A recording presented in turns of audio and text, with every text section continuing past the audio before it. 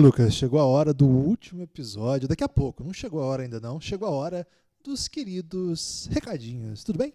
Olá, Guilherme. Olá, amigos e amigas do Café Belgrado. Meu primeiro recadinho, Guilherme, vai para quem não gosta de recadinho. E esse meu recado é o seguinte: melhore. Está errado. Melhor? Ok. Ok. Lucas, antes de liberar aqui o último, eu tô num clima de nostalgia, Lucas. É muito. É a tristeza do final, né? Mas tudo bem, as coisas sempre continuam aqui. Vai ter novidade, inclusive, hoje. Você quer dar um spoilerzinho, Guilherme, Lucas? o Jordan ganhou, foi campeão e ainda ficou triste no fim do Last Dance. A gente tem direito de ficar triste também. Tem direito de ficar triste. E para você deixar a gente menos triste, você pode ouvir os podcasts produzidos aqui na casa. Café Belgrado, esse aqui que você já está ouvindo, muito obrigado. Pingado, nosso podcast de futebol. Isso mesmo, agora é de futebol. De repente pode virar outra coisa ao longo do caminho aí. Estamos comentando a Bundesliga, que é o único campeonato relevante de futebol que está acontecendo. Teve episódio novo essa semana. Tá Nesta tendo sexta-feira. Biografia também, Guilherme. Biografia tá rolando também, mas aí não é futebol, é e-games, né? E-sports. E esporte é outra coisa. Não vai ter esporte lá. Se tiver esporte nos podcasts, é um novo projeto, Lucas. Não faz confusão. É o Essa E-Pingado. Vai ter jogo já na Bundesliga esse final de semana. Se você gosta de futebol, gosta de Bundesliga e gosta do Café Belgrado, dá essa moral pra gente. O podcast chama Tem Pingado. gente que disse que tá escutando sem gostar, Guilherme. E tá gostando. Se você talvez nem goste tanto de futebol, mas gosta muito da gente, ou se você não gosta muito da gente, mas gosta muito de Bundesliga, tem várias variações, é ótimo. Tem várias possibilidades para você conseguir ouvir esse podcast. Você só precisa procurar aí. Pingado, tá em todos os agregadores. E ficou muito legal, viu? Ouve lá, na moral. E, Lucas, tem Elástico Mental novo também, com o Leandro e a mim. É o nosso podcast de cultura. Tem muita coisa legal lá. Se você ainda não conhece, eu peço que você escute Elástico Mental. Dá essa moral para as organizações Café Belgrado. E, Lucas, se a pessoa quiser continuar ouvindo podcasts de basquete do Café Belgrado, para além desses que estão no feed, o que a pessoa deve fazer, Lucas? Você tem alguma dica? Uma diquinha, Guilherme, uma tip que eu mando aí. Toque, não é nem toque de brother, Guilherme, aqui é toque de irmão, toque carinhoso. É um toque de bola. É o seguinte, Guilherme, você pode entrar em cafébelgrado.com.br. Você só de fazer isso aí, Guilherme, você já demonstra que tem um bom coração, né? E aí você vai ver os planos de apoio, como é que eu posso ajudar o Café Belgrado a se manter, como é que eu posso contribuir para que o Café Belgrado continue produzindo podcast.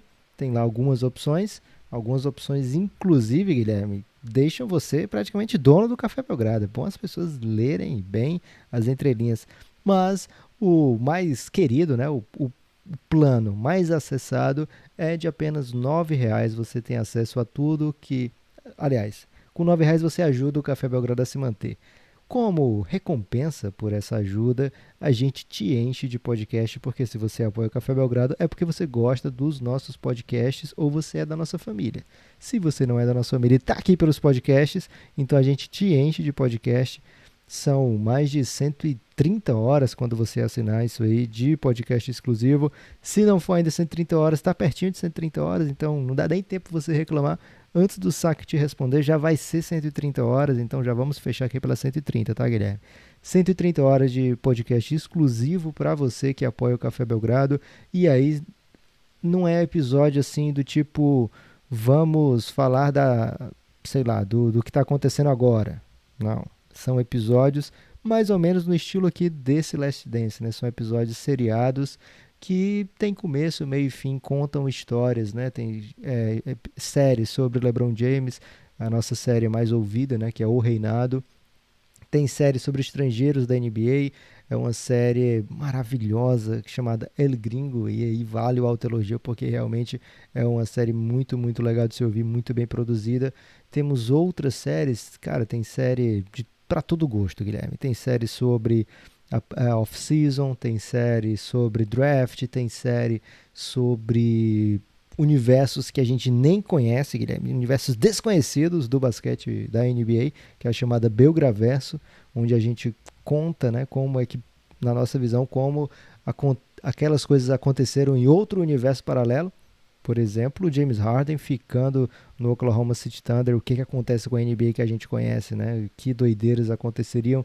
Então a gente debate assim fatos históricos, fatos curiosos da história da NBA também, Cara, são realmente nossos episódios mais caprichados, né? Que a gente faz com muito carinho para quem ajuda o Café Belgrado a se manter.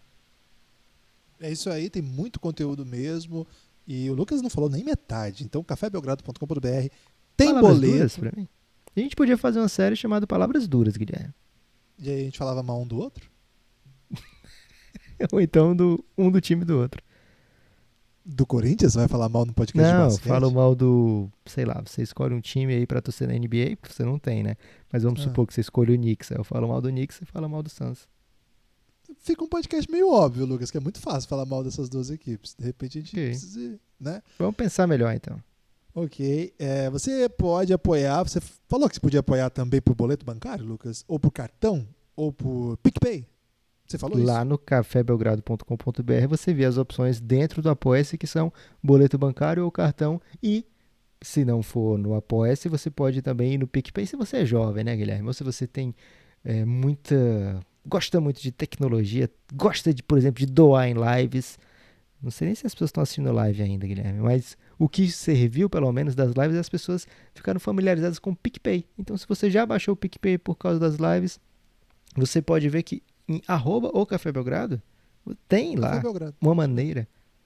Tem lá uma maneira de, dentro do PicPay, @o Café Belgrado, tem a maneira de apoiar também.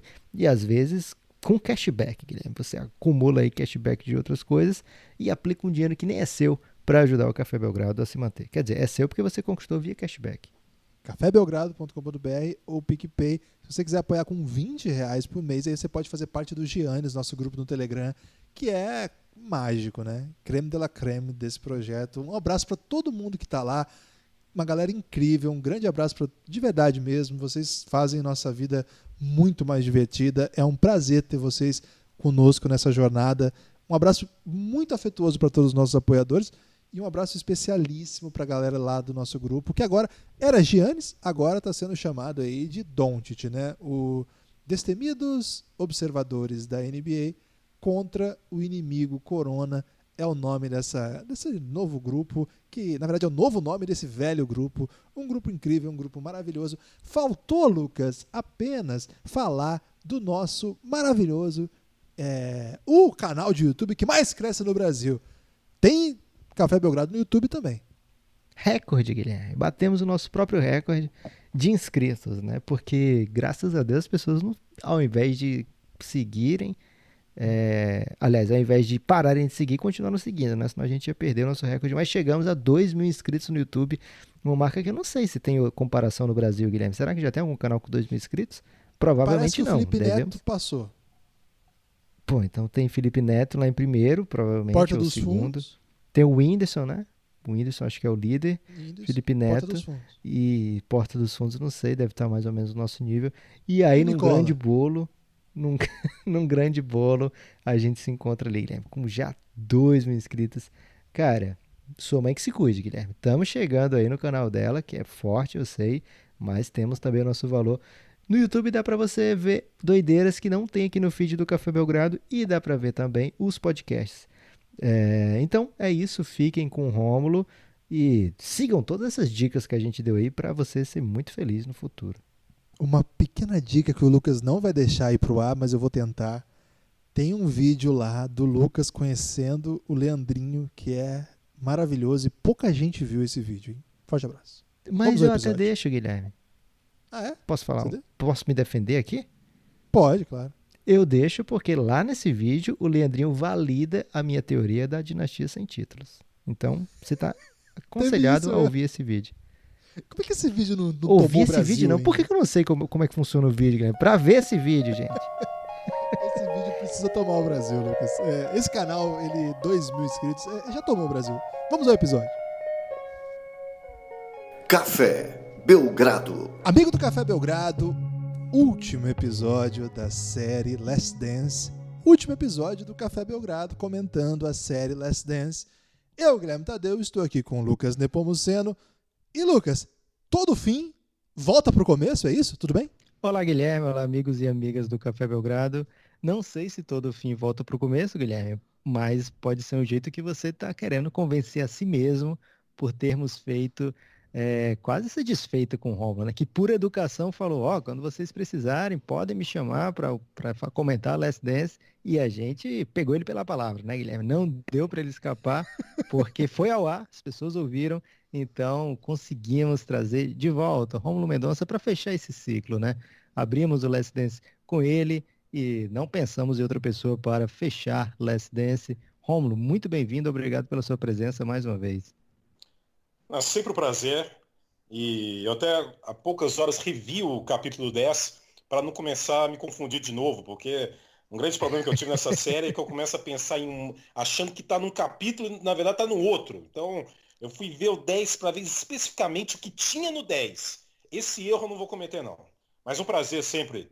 Acompanhei toda a série aí com todo mundo que participou do 1 até o 9 e foi sensacional. E porque também o The Last Dance nos salvou nesse período, né, de pandemia. Foi algo que garantiu muita conversa, muita discussão, muita polêmica, muitos minutos na televisão, né? O que eu participei de programa falando de The Last Dance, e com todo prazer participei. Imagino se não tivesse o The Last Dance. A pandemia ia ser pior ainda. Então, 2 décadas depois, o Michael Jordan nos salvou novamente. Foi demais mesmo. Uma pena que tenha acabado, porque, assim, é uma pena porque ter acabado, porque de fato toda série que a gente gosta, que a gente desfruta, é triste quando chega ao fim. Mas especialmente para nós que estamos aqui fazendo episódio, fazendo podcasts, dá aquela sensação assim de uma badzinha, né? Porque todo mundo esperava a segunda-feira, o nosso feed, as pessoas ficavam atentas, querendo saber quem é o próximo convidado, pode ter quando ainda, que vai sair o novo episódio. Você tá dando spoiler? Não, tô apenas dando foreshadows. Nós vamos, então, prorrogar o Last Dance? É isso? Não é bem isso, mas a gente talvez tenha aí um convidado internacional para falar sobre essa série também. De maneira não específica de episódio, né? De uma maneira ampla. Isso. Além disso, no final desse episódio, nós vamos trazer uma outra novidade aí. Aguarde, hein? Vem com a gente. Calma aí. Calma lá. Mas vamos lá. Rômulo, lá no primeiro episódio, a gente perguntou pra você, quem não ouviu, volta lá e ouça, por favor. A gente perguntou pra você qual era a sua relação com o Bulls, com o Jordan. Esse documentário mudou alguma coisa ou não?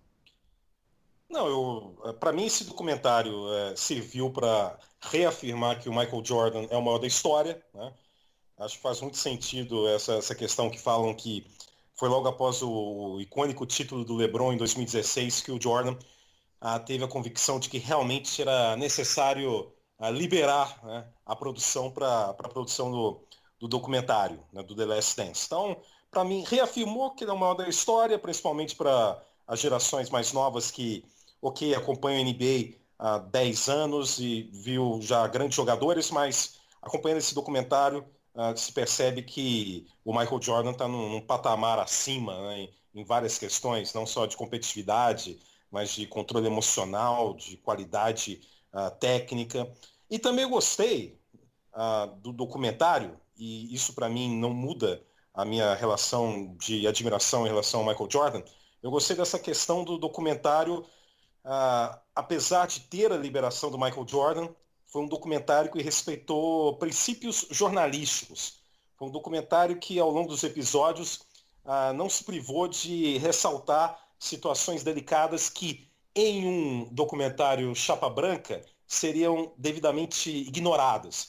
Como, por exemplo, a questão do Michael Jordan não apoiando um candidato negro democrata e dizendo aquela frase, porque republicanos também compram tênis, ou destacando a questão do vício dele em apostas, quando ele foi para Atlantic City, no meio das finais do leste contra os Knicks em 93, destacando até que teve gente na imprensa que falou de forma até escancarada que poderia haver uma conexão entre o assassinato do pai dele e esse vício dele em apostas.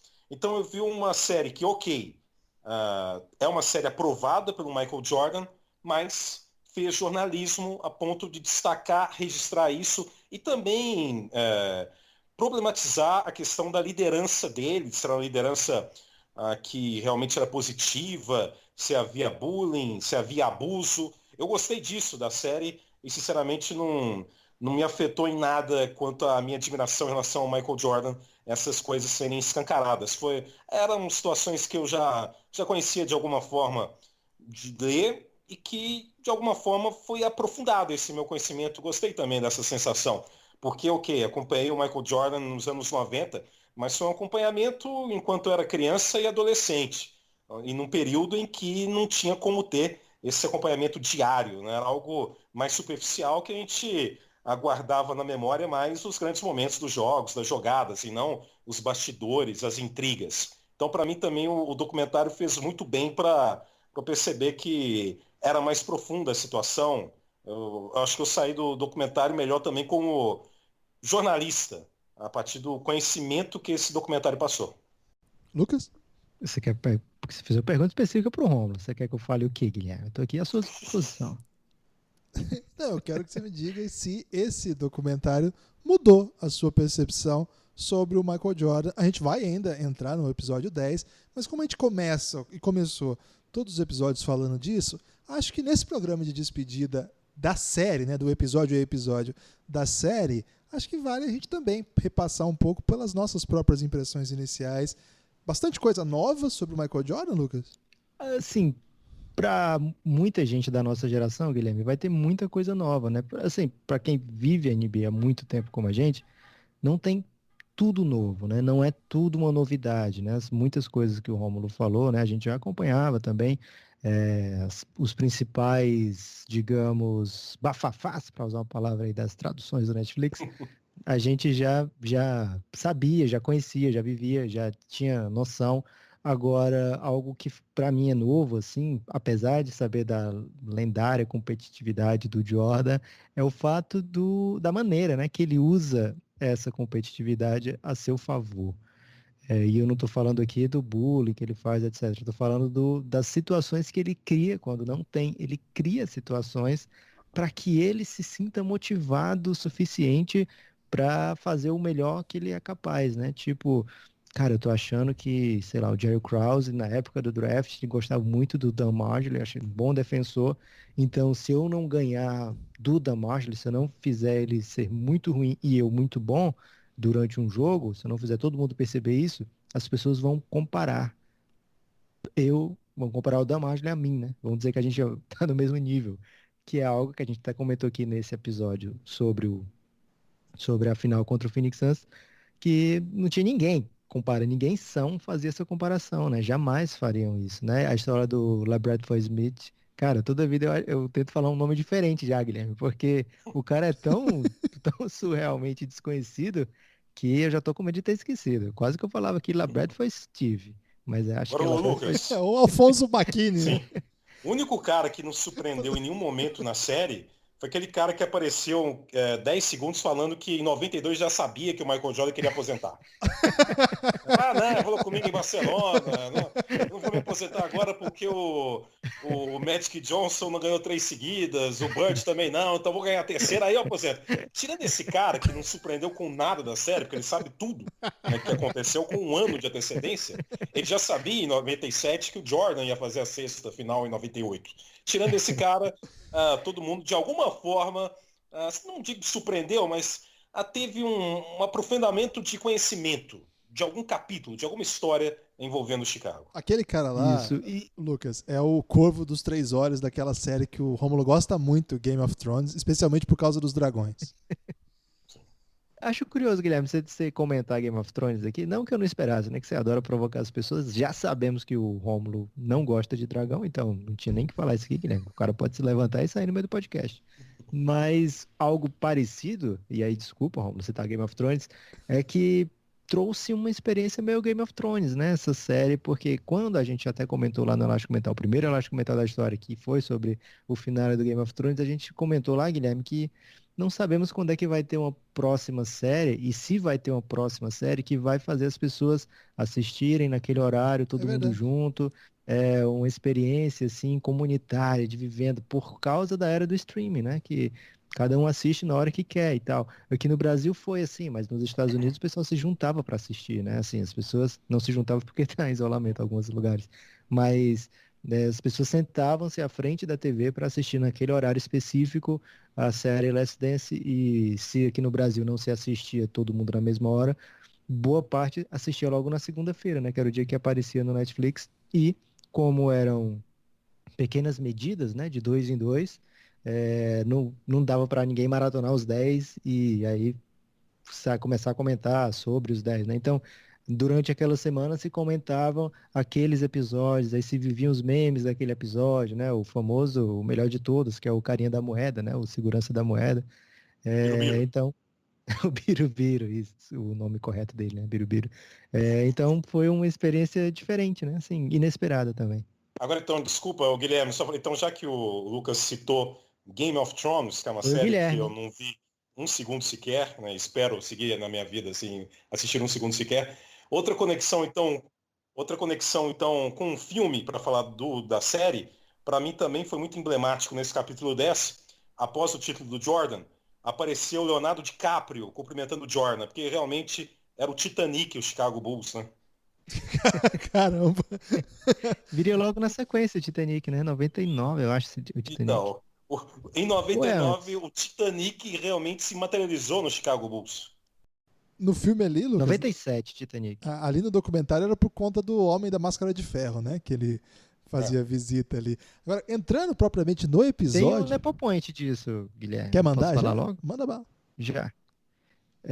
Porque vão levar o Leonardo DiCaprio para conhecer o Jordan, né? Para cumprimentar o Jordan.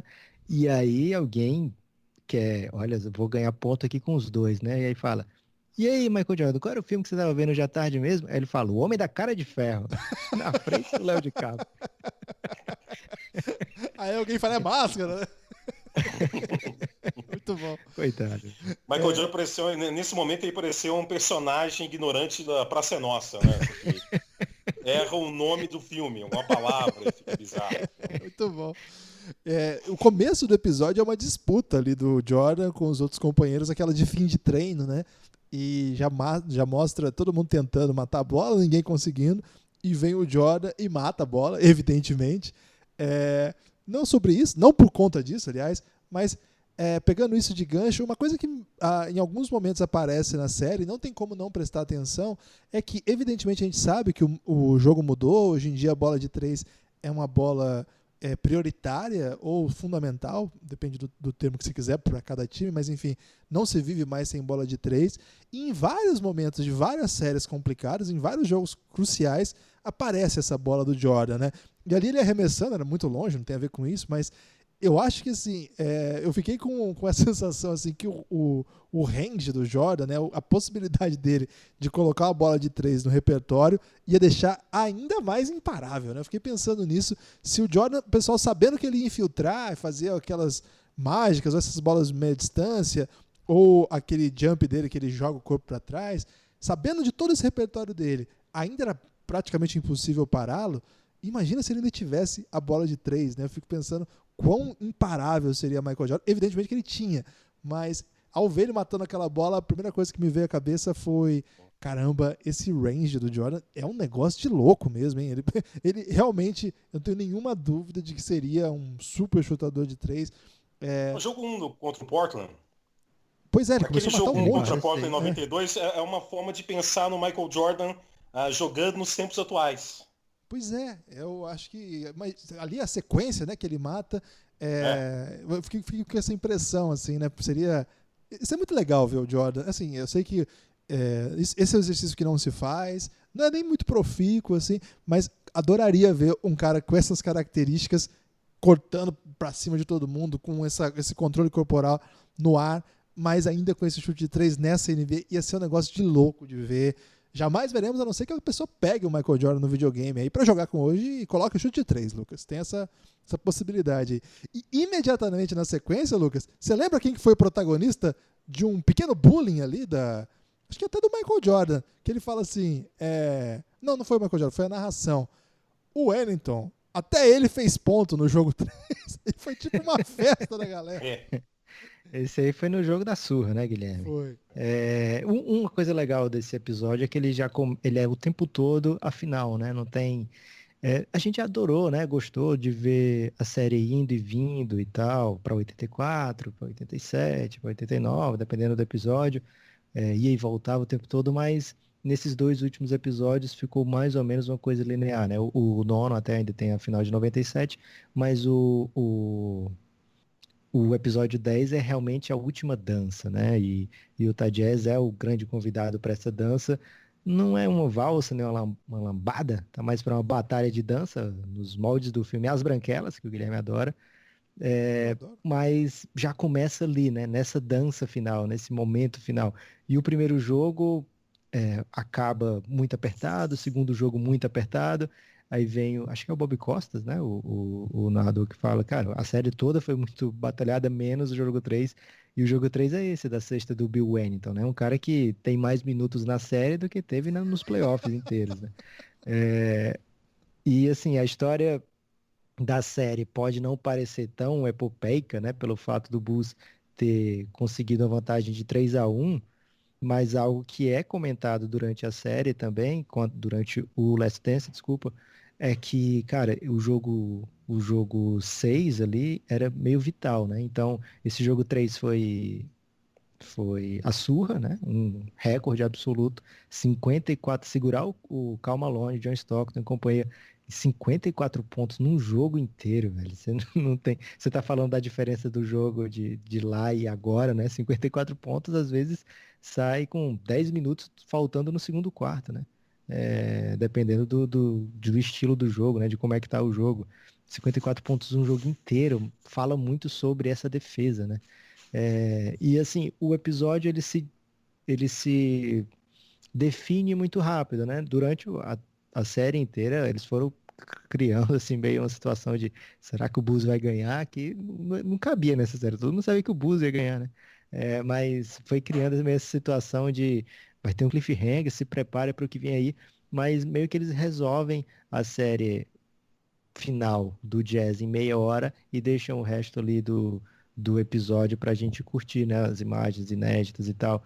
Mas o jogo do Jordan e o jogo do Bulls nessa série é muito de superação, porque mais uma vez era a segunda série seguida que as pessoas sentem que o adversário era mais poderoso, pelo menos naquele Chicago Bulls, que vinha de 3 temporadas, estava na terceira, né? Jogando 100 jogos por temporada. A gente viu isso recentemente no Golden State também, né? Como é que se chega depois de tantas finais, como é que se chega no final daquela temporada, né? As coisas já. O preço já está sendo cobrado há um tempo, né? Já é uma batalha para você conseguir colocar o seu físico e a sua técnica juntos num auge ali, né? Então, a gente vê o Pippen caindo pelas tabelas, a gente vê o Rodman loucaço, né? Saindo entrando em parafuso. É um momento bem doido. E precisa daquele Jordan, que logo no começo do episódio 10 ele fala, não lembro qual é o jornalista que fala, é que o Jordan tá sempre ali no momento presente, né? Tá sempre vivendo o presente, tem uma força mental, algo que o Rômulo destacou aqui como uma das grandes forças do Jordan, algo que o destaca realmente a força mental, né? O Jordan, né? Eu não sou muito desses de que fala que o Jordan carregou o Bulls para 6 títulos, mas esse de 98, cara, tinha que ser o Jordan ali. Impressionante. Ô, Rômulo, quando o Rodman sumiu de novo, você cansou um pouco das histórias do Rodman? Porque eu fiquei meio com gastura, assim, meio que Ah, deu pra mim. não, sim, primeiro, até o Lucas falou do Bob Costas, que é principalmente um grande âncora, né, nos Estados Unidos.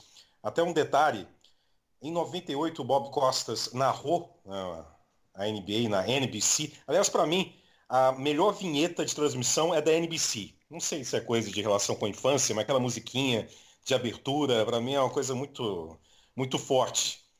E o Bob Costas narrou aquela final, e depois mais um período até que a NBC perdeu o direito de transmissão da NBA. Por quê? No ano anterior, quem narrou para a NBC foi o Marv Albert, né, um Sim. lendário narrador que atualmente tem 78 anos de idade, é narrador da TNT, atualmente nos Estados Unidos. Mas naquela época, então, ele narrou em 97, só que em 98 o Marv Albert estava vivendo uma situação terrível, ele estava em meio a um processo sendo acusado de assédio sexual. E foi algo que quase acabou com a carreira do Marv Albert. né? Então, nesse período, ele saiu da NBC, não tinha como, a vida dele estava sendo escancarada.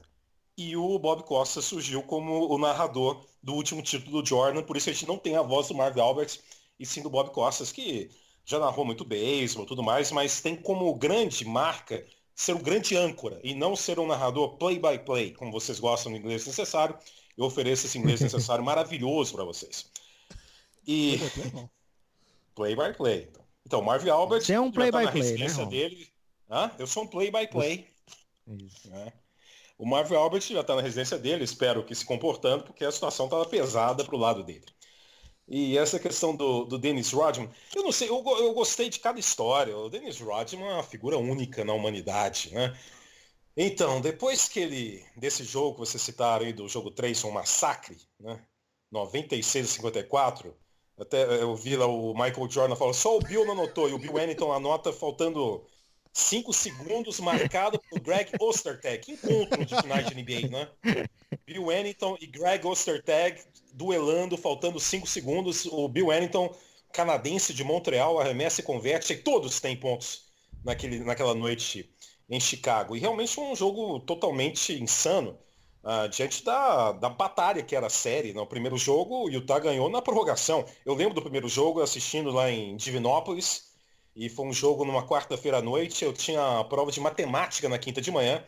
Aí foi um verdadeiro desastre a minha prova de matemática, mas isso pouco me importa. Pouco me importou na época, e agora em 2020 me importa muito menos ainda. Importante que eu consegui ver o jogo até o fim. Até a prorrogação, o jogo deve ter acabado no horário de Brasília e de Divinópolis, 1h30. Não sei se você sabe, mas o horário de Divinópolis é o mesmo do horário de Brasília. E aí, depois desse jogo 3, né, o Dennis Rodman freta um avião e vai para Detroit para um evento de WWE para encontrar com o único cara de WWE que é o seu nome, que é o Hulk Hogan, né? Que é o Ted Boy marino americano. Agora deve ter uns 95 anos de idade, aquele gigante loiro. E eu gosto de ver as imagens, o repórter que mostra lá em algum noticiário, falando, olha, o Dennis Rodman foi num evento que o roteiro incluía ele quebrar uma cadeira na cabeça de um dos participantes. E o Hulk Hogan fala, eu gostei como você acabou com o Malone. Rodzilla. Então, aí, o que eu achei interessante, porque eu acho que esse capítulo 10 foi um capítulo que teve como um principal elemento a tentativa de ser um capítulo conciliador e ressaltar como as pessoas dentro da franquia entendiam as outras pessoas, e como em meio àquele mundo de intrigas havia uma harmonia porque havia compreensão. Então, para mim, é uma imagem simbólica. Depois de toda essa confusão, mostra o Phil Jackson irritado porque a imprensa pergunta, você autorizou? Não autorizei nenhuma saída. Mas mostra os bastidores do treino. E no treino, o Phil Jackson ironiza essa saída do Dennis Rodman. Brinca com um dos jogadores, acho que era o Simpkins, né, que era um reservão. A série chegou atrasada, a gente fez não sei o que aqui com o Dennis Rodman, mas vamos treinar aqui. Ele nos expôs, mas vamos treinar aqui. E no final alguém grita, esse é o Rodzilla. Porque eles sabiam que não tinha não seria inteligente pegar essa situação do cara do que era o Dennis Rodman, e ainda é, né? Pegar essa situação e ampliar o problema. A questão era entender como ele era fundamental no time, como de uma forma completamente louca, ele naquele momento da carreira ele conseguia separar toda a insanidade, toda a necessidade dele de abandonar, pegar um jatinho e ir num evento de luta livre. Ele conseguia separar isso da quadra e do momento do jogo em que a energia dele, a intensidade dele eram gigantescas. Então, o Phil Jackson era muito inteligente, foi muito inteligente nesse gerenciamento dessa questão. Ele sabia que o Rodman era um louco, mas sabia que o Rodman era fundamental. Ele não podia ampliar esse problema natural que o Rodman provocava pelo comportamento louco dele. Então, para mim, isso foi muito simbólico de como o Phil Jackson é um gênio nessa questão de gerenciamento de elenco. Aí acontece o jogo 4, o jogo logo na sequência de toda essa questão, e o Dennis Rodman, que é um cara que, na hora do lance livre, foi um dos mais displicentes arremessadores de lance livre da história. Tinha lance livre de temporada regular que ele pegava a bola e arremessava com um segundo. Não tinha ritual. Totalmente louco. Esse cara, no jogo 4, na reta final do jogo, ele converte 4 arremessos livres consecutivos, um jogo super apertado. Até tem o sobe-som do Bob Costas, ele fala, olha, fora da quadra, o show de horrores continua, mas dentro da quadra é um cara com uma energia, com uma gana que poucos têm na história desse esporte, algo do tipo. Então, para mim, foi muito simbólico, como era uma figura ímpar e singular, e por isso deveria ter um tratamento singular. E era isso que o Phil Jackson fazia, e era nesse sentido que o Phil Jackson era brilhante nesse gerenciamento do Dennis Rodman. Para mim, o que ele jogou no jogo 4, depois de tudo aconteceu, mostra como o Phil Jackson era um gênio em saber lidar com a situação e não criar um problema, além do problema natural do comportamento insano de um jogador fundamental no time, como era o Dennis Rodman. Palavras médias para você aí, Guilherme, que tentou jogar o Dennis Rodman aí embaixo do ônibus do Rômulo. E o Rômulo defendeu o Dennis Rodman. Lucas, só uma coisa. Todo mundo aí, a gente pode ter ouvintes aí na pré-adolescência ou na adolescência que os pais mandam, para de assistir jogo, vai estudar matemática. E o Rômulo acabou de mostrar aí que, na verdade, você pode muito bem ignorar a matemática e se tornar um dos maiores narradores da história desse país. Eu lembro disso, causa em 98. Então, em 98 eu tinha 16 anos, eu estava no segundo ano. Na época, eu não sei como é que está atualmente essa coisa de em que ano, a partir de que idade, não sei. Mas na minha época era assim. Então, eu tinha 16 anos, estava no segundo ano. Os meus pais já tinham desistido de mim, nesse sentido. Né? Então, acho que eles já sabiam que matemática está pouco se importando. O importante é, no final das contas, ele passar nisso. Ele nunca vai trabalhar com matemática. Porque um trauma meu, eu em 93, então eu estava em 93 com 11 anos, a minha mãe não deixou que eu assistisse o final do jogo 3 das finais entre Chicago e Phoenix, que foi aquele jogo das 3 prorrogações em que o Phoenix ganhou no Chicago Stadium, um jogo histórico do Charles Barkley. Aquele jogo teve 3 prorrogações, então eu imagino que tenha acabado, sei lá, 2h30 da manhã aqui, né?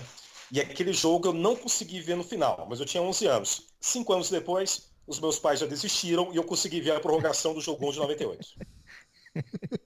Muito bom. Só completar aqui do Rodman, Guilherme, que a essa altura ele já era reserva, né? Foi reserva as finais inteiras.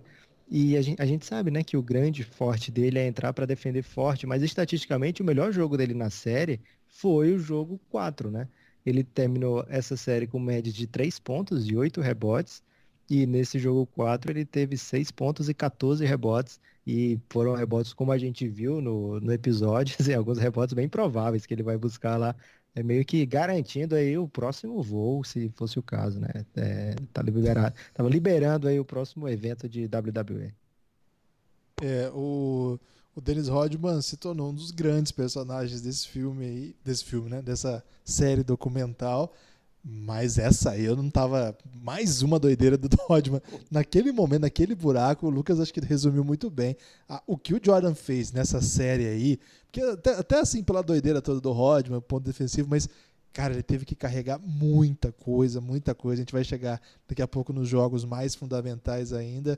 Uma coisa que eu queria até perguntar pra vocês, eu fiquei muito confuso com o Jazz não conseguindo detectar debilidades físicas dos adversários. No episódio passado, eles não acreditaram, não sabiam, não sei. O Sloan até fala isso, que o Jordan estava com febre, ele não tinha essa informação. E no próprio documentário passa a tarde assim, a dúvida, né? Não sabe se o Jordan vai jogar, ele não passou bem. Depois o Jordan, mas ele estava com febre, só fiquei sabendo isso depois, não sei o quê. E agora na série contra o Ele Pippen, não tem WhatsApp, né, Guilherme? Nessa época eu não tinha. E nessa do Pippen, cara, o Pippen ficou em quadra se arrastando. Ô, Romulo, você narrou esse jogo, agora vai passar no próximo sábado na ESPN. Você narrou esse jogo. Conta um pouco aí de como que o Pippen ficou em quadra naquele jogo ali. Então, é porque o Pippen até fala, eles não sabiam que eu fui usado de isca, né? Mas não sei, porque aí é muito evidente, a transmissão americana começa destacando lá o Ahmed Rashad, todos falando que a grande questão para o jogo é a situação das costas do Pippen, era algo notório. Então, eu acho que eles sabiam, mas não souberam lidar com a situação. Foi basicamente isso, porque era notório no início da transmissão, ou seja, antes do jogo, e durante o jogo, as idas e vindas do Pippen para o vestiário, o esforço dele era notória a fragilidade. O Utah que não conseguiu capitalizar isso. E essa questão do Pippen, para mim, como eu falei agora há pouco, como eu vi esse episódio como um episódio que buscou uma conciliar situações, amenizar situações, o Pippen é um cara que, ao longo de toda a série, né, ao longo de todo o Last Dance, teve momentos em que ele foi destacado muito negativamente. É o jogo 7 contra Detroit em 90, em que ele tem uma enxaqueca e o Jordan encara isso como uma fragilidade. O Chicago perdeu aquele jogo contra Detroit. É o cara que em 94 se nega a entrar em quadra, o Tony Kukoc faz a cesta de 3, mas a postura do Pippen é absurda, é realmente vergonhosa. E o próprio Pippen no The Last Dance, com orgulho, fala que faria a mesma situação naquele contexto. É o cara que na temporada 97-98 ele deixa para fazer cirurgia só já com o início da temporada e perde os primeiros 35 jogos. Então é um cara que foi muito criticado. Acho que no início da série ainda tentaram amenizar, relativizando, falando que é de uma família muito humilde, que assinou o contrato lá em 91, aquele contrato que envelheceu muito rápido, né, pela questão dos valores, mas ele assinou porque ele tinha medo de contusão e devia ajudar a família, precisava ajudar a família, mas no geral foi um jogador que pontualmente foi criticado de forma muito intensa. Então eu vi esse episódio 10 com a missão de, no último capítulo, mostrar uma redenção do Scottie Pippen. E a redenção foi mostrar como ele se esforçou de uma forma gigantesca para contribuir com o time num jogo fundamental e num jogo que ele não tinha condição física para realmente exercer o jogo natural dele, mas era fundamental a presença dele em quadro. Então, para mim, o episódio 10 foi mostrar isso, mostrar que o Pippen não era um cara soft, era um cara que pensava no grupo, que contribuía e que teve um momento de grande sacrifício no jogo 6. Não sei se para vocês também passou essa ideia do The Last Dance, que passou para mim, desse cuidado, dessa intenção de, depois de tudo que foi relatado ao longo dos 9 episódios anteriores, evidenciar muito isso, evidenciar como o Pippen teve um trabalho fundamental para o time nesse jogo derradeiro da temporada 98. Me passou muito isso. Queria saber a opinião de vocês também. Cara, com a câmera que passa no documentário, né? Porque quando a gente está assistindo na transmissão, não dá para ver a face do jogador assim, né? Muito bem, né? Você vê mais ou menos o jeito que ele tá andando e tal, então dá para você perceber que ele não tá ok. Mas a câmera do documentário, né? Dava para ver a cara de dor do Pippen a qualquer movimento, né? Em quadra.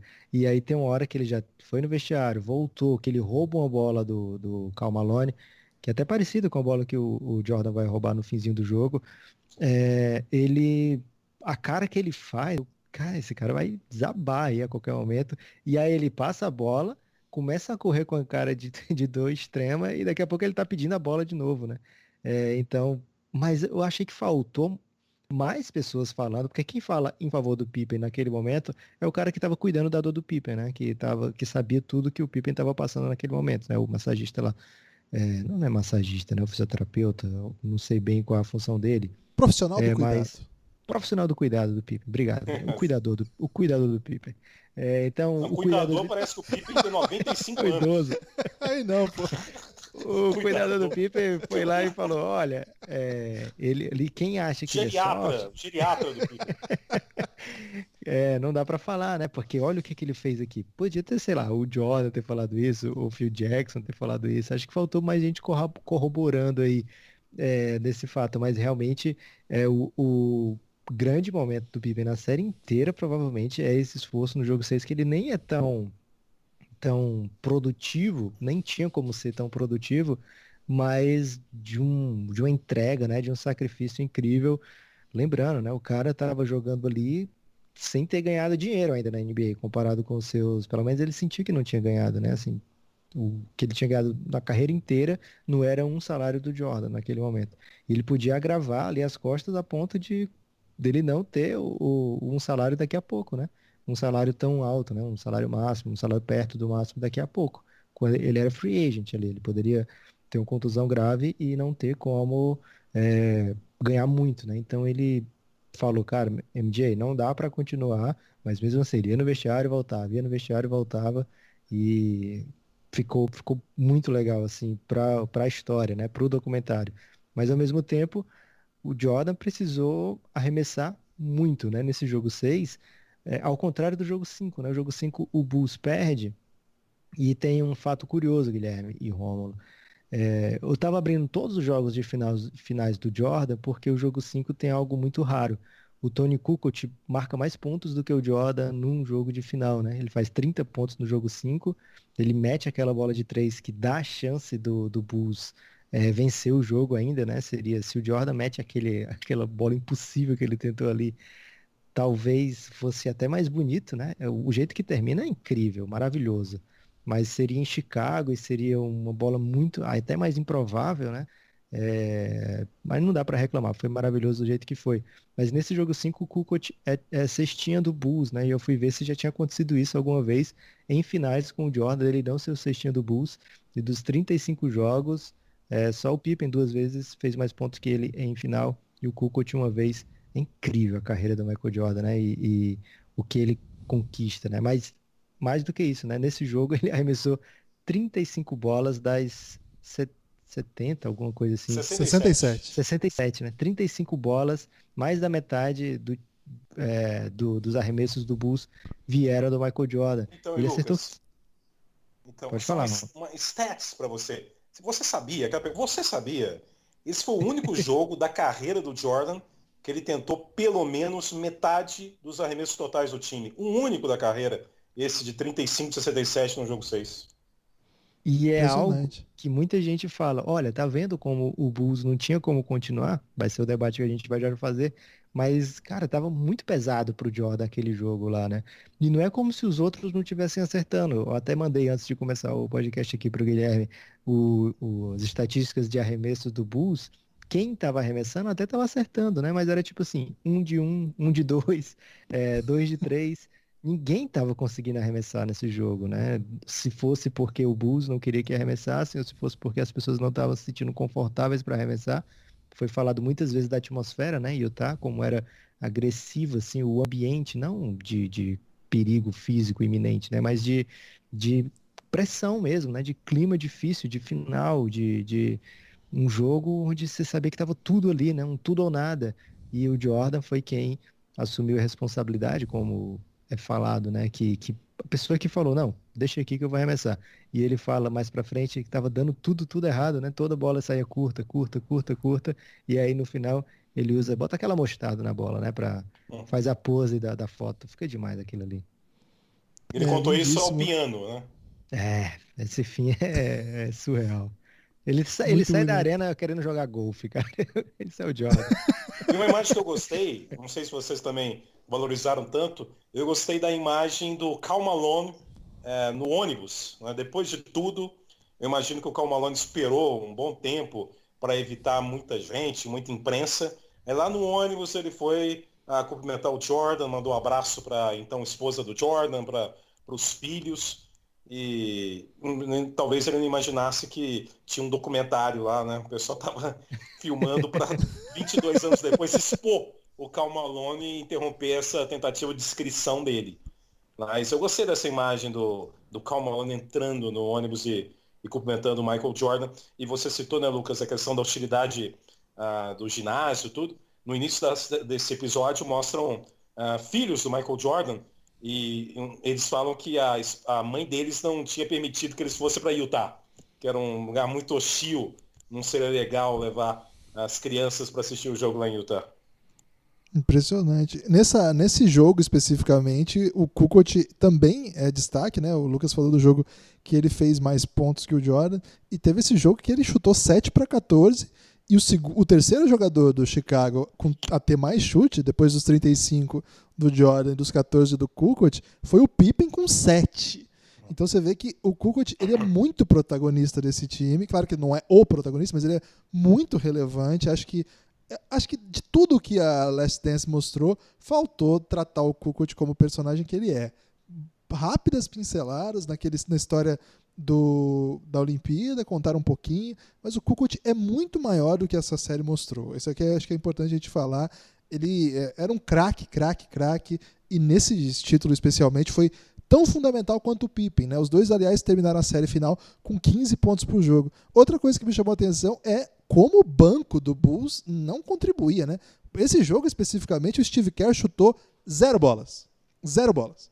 Ele não chutou, ele não arremessou nesse jogo. 24 minutos em quadra e não arremessou. E o resto Burrell, Butler, Wennington, pelo amor de Deus. Cara, era um time muito, assim, tinha 6 jogadores. É até bom, Guilherme, falar assim, quem diz, olha que bom que o Jordan fez esse bullying todo com o Burrell, porque ele, agora na hora da guerra, ele vai aparecer. O Burrell jogou 10 minutos, tentou uma bola, errou e não tem nenhuma outra estatística no jogo inteiro, apenas o plus-minus, né? Que enquanto ele esteve em quadro, o Bulls perdeu por 17. Então, todo aquele bullying nunca foi mais em vão, jogou Guilherme. NBA.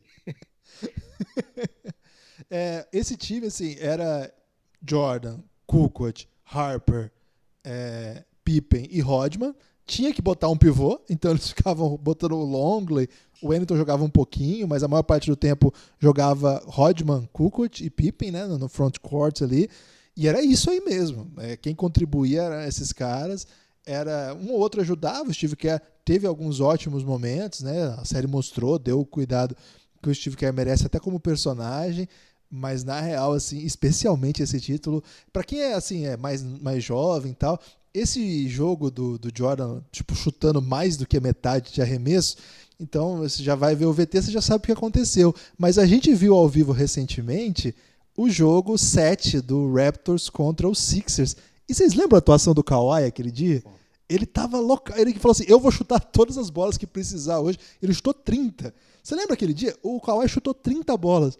Cara, o Jordan chutou 5 a mais que aquele dia. E eu não sei se era possível alguém chutar mais do que aquele dia. Mas deixa eu fazer uma pergunta. Vocês não viram ao vivo o jogo 6 de 98? Não, esse jogo eu vi ao vivo, especialmente. Mas eu era criança, velho. Tinha 11 anos. Vocês se lembram anos, vendo?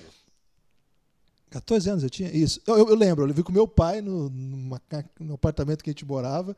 E meu pai torcia muito pro Bulls, assim. E eu lembro muito vivo, assim, a comemoração do título. Mas eu não lembro, assim, de olhar e falar assim, nossa, como o Jordan tá chutando mais bolas hoje e tal. Não tinha essa leitura. Ele era assim. um super-homem, né? Assim, ele era... A gente não se fazia scout do jogo, principalmente com o jogo em andamento, né? Aqui era na empolgação do Álvaro José, né? Olha o Jordan fazendo isso, o Jordan fazendo aquilo. Então... Não tinha a gente já esperava, né? Não, quem vai chutar vai ser o Jordan, quem vai resolver vai ser o Jordan, quem vai fazer as coisas pro Utah Jazz vai ser o Karl Malone, né? Como no jogo 5 lá, que o Jazz estava contra a parede, o Karl Malone fez 39 pontos, né? Então é meio que a história do esperado, né? Assim, para o leigo, digamos, leigo não, mas quem tá assistindo casualmente, né? Hoje a gente acha muito absurdo isso, de um cara chutar mais bolas, mais da metade das bolas do time, e não é porque ele não tem, é muito melhor ele chutando do que o Bill Cartwright, que é, por exemplo, lá no começo do triângulo era o problema do Jordan, né? Cara, é melhor eu chutar do que o Bill Cartwright o tempo todo, né? Mas não é por isso, é porque você chutando o tempo todo, já se sabe que hoje vai ser mais fácil do adversário te defender, vai ser muito melhor você estar com a quadra com mais opções, né? Essa era, inclusive, a ideia do triângulo, né? Fazer a movimentação da bola e dos jogadores criarem oportunidades para mais gente. Então, não é normal, né? O que foi esse jogo, né? Mas foi o jeito que o Bulls encontrou para conquistar essa vitória, que essa vitória não aconteceu, gente. Essa vitória, na verdade, o jogo o Jazz ganhou, só que o Jordan não aceitou o resultado e foi lá e virou sozinho, praticamente. Tá, porque eu pensei que você ia citar algo que não foi citado no The Last Dance, foram os erros de arbitragem no jogo 6, né? Até parece que eles iam citar isso. As bolas porque, que depois do instant estouro, replay, né? O instant replay foi instaurado na NBA 4 anos depois disso. Então, no segundo quarto do jogo, isso não é mostrado no The Last Dance, o Howard Eisley, que era o armador reserva do Utah, inclusive, tinham 2 jogadores também, para você ver, né? É claro, a gente falando do flu game, o Ron Harper estava com febre nesse jogo 6, só que nunca vão falar que é o flu game do Ron Harper. Mas estava com febre. E o Eisley também, e o Eisley estava com a vertigem. Mas de qualquer maneira, ele deve ter visto o filme do Hitchcock, eu não sei. No jogo, no segundo quarto desse jogo, o Isley acerta uma bola de 3, claramente 1 segundo antes do cronômetro estourar, só que a bola não é validada, né? E no quarto período, o Dick Ron Pavetta. Harper, Dick Pavetta, experiente árbitro, já na época. E no quarto período, aliás, na série tem um árbitro que é atualmente analista de arbitragem da ESPN, que trabalha, o Steve Javie. Legal. O Steve Javie aparece na série Bulls e Jazz. E no quarto período desse jogo 6, o Ron Harper acerta uma bola de 2 e que visivelmente ele acertou, só que o cronômetro já tinha estourado. Quando estoura, ele ainda está com a bola em contato com as mãos dele. Então, pro mais fanático fã do Utah Jazz, foi um jogo em que 5 pontos foram, né? 3 retirados do Isley e deram ainda 2 pro Harper. Mas, né, fazer o quê? O instant replay foi colocado só 4 anos depois disso. O contexto não permitia isso, infelizmente. É chato isso, mas a gente costuma falar aqui no Café Belgrado que acaba mais ou menos compensando. Daqui a pouco vai ter um erro pro outro lado também. Não era nesse sentido que eu tava falando que o Jazz ganhou. É mais do que o seguinte, eles fizeram as coisas necessárias para vencer, estavam vencendo com uma certa folga que normalmente é, se colocarem os times naquela situação, o time da situação, botarem 100 vezes, o time da situação do Jazz com vantagem com a bola vai ganhar boa parte das vezes, né, bem mais da metade das vezes, talvez até um avassalador percentual das vezes, mas naquele dia Jordan não permitiu, né? Foi lá e roubou a bola do Karl Malone, fez a bandeja, depois foi lá e roubou a bola do Karl Malone, e aí sem Phil Jackson pedir tempo, né, com a bola viva, como se chama, foi lá também sem mais nenhum outro jogador do Bulls tocar na bola nesse período todo aí, entre a bandeja dele e agora o roubo e a cesta final, sem ninguém tocar na bola, só ele resolvendo. Claro que não é um jogo que se resolve só, né, é basquete, mas ajudando, né, muito, fazendo o mais difícil para que isso acontecesse. Você Uma citou das maiores, rapidinho, né, bola. o Lucas citou o arremesso do Bill Cartwright. Talvez seja o mais bizarro movimento de lance livre da história da NBA. Aquele lance livre do Bill Cartwright é uma coisa bizonha. A mecânica dele é uma coisa meio assustadora. Eu ficava assustado criança vendo o Bill Cartwright quando ele ia pro lance livre. E o Shawn Merrill, então? O que acontecia com a criança que via Shawn Merrill O Shawn Merrill é mais arremessando? feio, né? O do Cartwright é mais bizarro, é mais assustador. O Shawn Merrill é uma feiura. A feiura a gente pode se acostumar mais.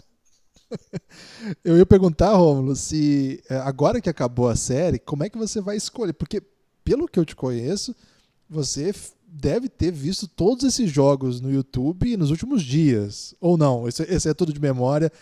Porque eu sei também que você fica muito envolvido com a Liga Coreana de Beisebol. Né? Fico bastante. Mas como a gente ia gravar o jogo 6, né? The Movie, o filme, o que eu fiz nos últimos 2 dias? Eu vi todos os 5 jogos anteriores. É por isso que Tá tudo no YouTube? Tá tudo no YouTube. YouTube é uma coisa, é uma invenção maravilhosa, né? Então, tem a transmissão original da NBC e vi os 5 jogos. Caramba. Lucas, chegou a hora de falar sobre aquele grande festejo, né? O título, Jordan fazendo o número 6, uma imagem marcante aí da minha infância, Jordan comemorando com aquele símbolo. E aí aquela festa em Chicago, o Pippen meio que tenta, e eu acho que é o que o Romulo falou, eles tentam fechar as histórias mesmo, né? Tenta dar um final feliz para todo mundo, até pro Jerry Krause, rapaz. O episódio termina com o Pippen, caminha, né, para terminar, com o Pippen dizendo que aquele time tinha o melhor jogador da história, o melhor técnico da história e o melhor GM da história. Você esperava o Pippen falando isso do Krause no último episódio? Cara, foi assim, o motivo do Jerry Krause ser o maior GM da história passa muito pelo fato dele ter conseguido engabelar o Scott Pippen, né?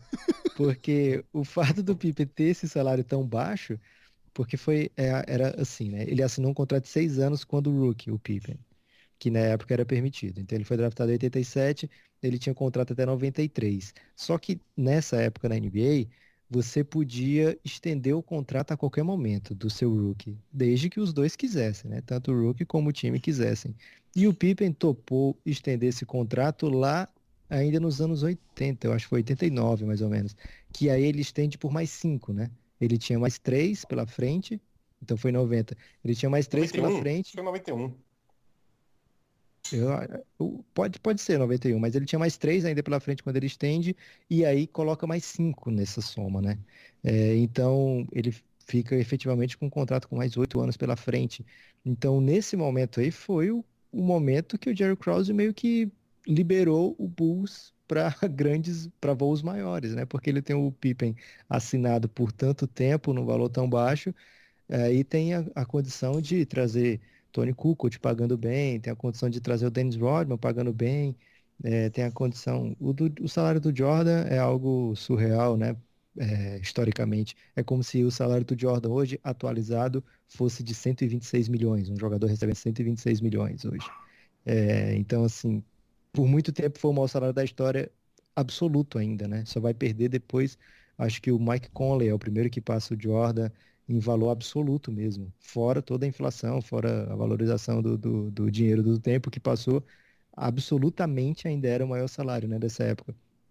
Então, mas o fato dele ter o Pippen amarrado ao Bulls por tanto tempo, de maneira tão barata, permitiu ao Bulls que ele construísse o time muito bem, com outras peças, e que faz do Jerry Krause realmente um grande campeão, né? 6 títulos nesse período, que não é o mesmo período do Jordan, ele começa um pouco depois do Jordan, ele chegou em 85, mas vai bem depois, né, do Jordan, né? Ele só vai sair do Bulls em 2003, eu quero dizer 2003, mas pode ser até mais depois, não estou lembrado agora exatamente. Mas então, nesse período, 6 títulos não é todo mundo que consegue, né? Eu sei, coisa de 6 títulos de um GM é coisa raríssima na NBA. Então ele é realmente um dos maiores, né? Assim, dos mais vencedores. Não gosto do caminho que o Bulls leva enquanto franquia, né? É muita briga interna aponta que tem culpados, né? Poderia-se ter um jeito diferente, né? De gerenciar, de lidar. Temos histórias de times campeões por muito tempo também, competitivos por muito tempo, que não tem toda essa bagagem, né? Que chega no momento que tem que apartar de vez, né? Que se separar é a melhor opção para todo mundo envolvido, né? Então, nessa parte do comando de vestiário, ele não fez um grande trabalho não, Guilherme, porque desde 91, seu melhor jogador já queria que ele fosse demitido, né? Mas do sentido de o que ele conseguiu colocar em quadra, o Pippen reconheceu, e de todas as figuras do episódio, né?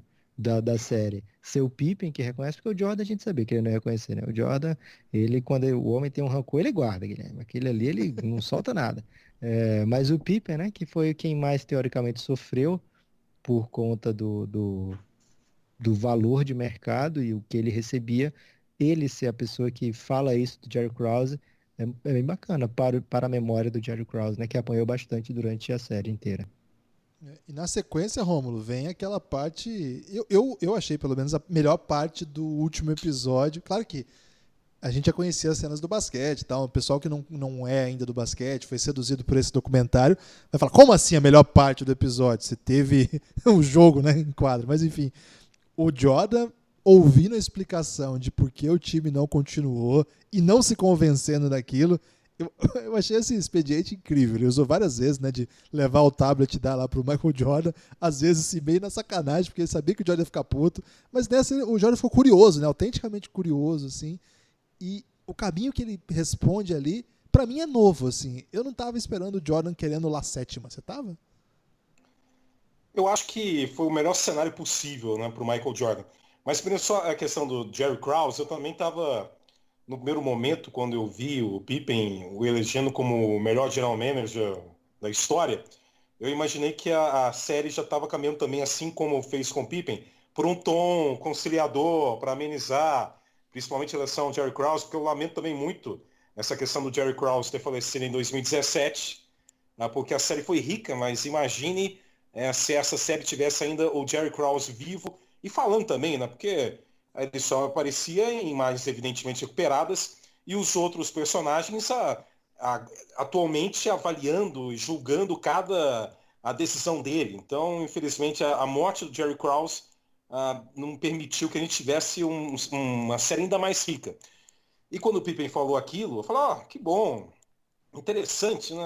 A série também está buscando essa coisa conciliadora em relação ao Jerry Krause, mas na sequência o que acontece? No Grant Park, né, que é o local onde acontece a parada, os discursos, a série mostra o Phil Jackson falando obrigado ao Jerry, ele tinha outro plano, mas deixou de lado. Quer dizer, o cara deu uma cutucada no Jerry Krause, no E vem Grant Park. vaia, né? Tome Então, vaia. histórica, né? Com vai, quer dizer. Então, realmente, não tinha jeito, né? Não tinha como a série ser honesta e não mostrar que realmente a situação de conciliação entre os principais nomes do Chicago e o seu general manager, essa situação era inviável. Não tinha como. Para mim, essa frase do Phil Jackson é bem emblemática quanto a isso. E essa coisa do Michael Jordan, a questão que o Michael Jordan venceu de novo, né?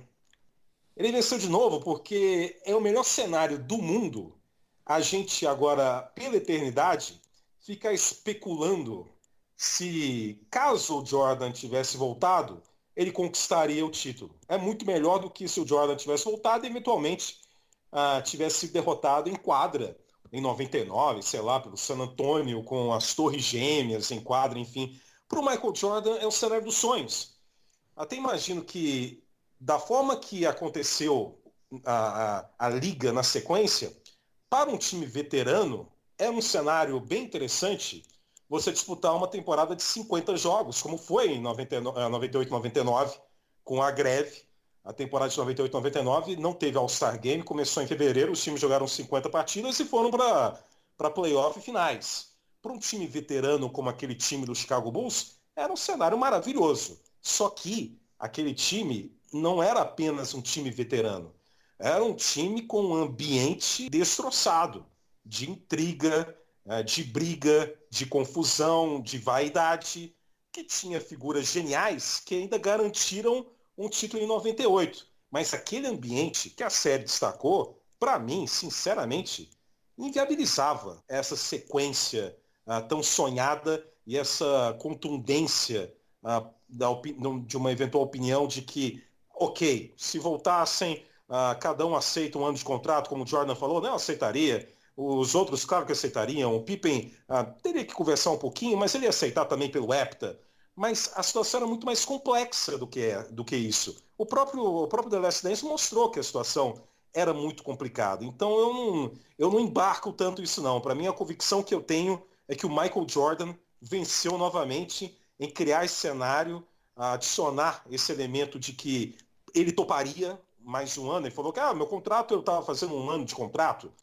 Então, para mim, ele venceu mais uma vez, criando no imaginário, nosso imaginário, essa questão do eventual sétimo. É muito melhor do que se ele, porventura, tivesse voltado e, por melhor que tivesse jogado, tivesse ganho um jogo, tivesse perdido um jogo.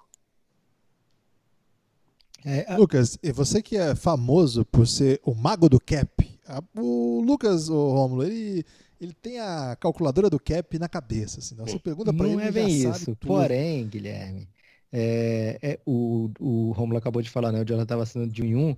Tem um detalhe, né? O cap na época era de 26 milhões, o salário do Jordan era maior do que o cap, né? Nesse ano aí era de 33 milhões. Então, mais um ano disso aí, por que que o Jordan não toparia, né? Ganhando mais do que o cap inteiro só para ele. É bem de boa topar. Tô assinando só um ano, mas nesse só um ano ele tá ganhando o que o resto do time, mais do que o resto do time inteiro ganhava junto, né? Contando o técnico ainda.